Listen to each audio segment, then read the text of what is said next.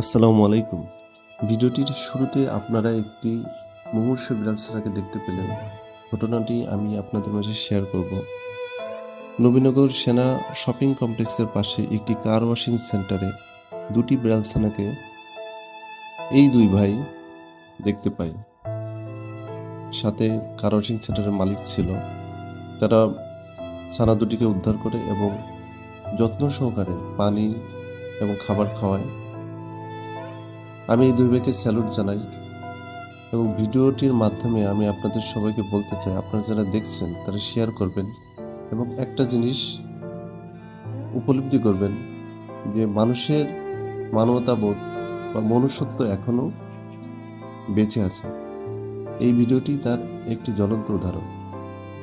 আপনাদের অনুরোধ করব ভিডিওটি শেয়ার করে মানুষের মধ্যে প্রচার করুন যে এখনো মানবতাবোধ আছে বিধায় আমরা পৃথিবীতে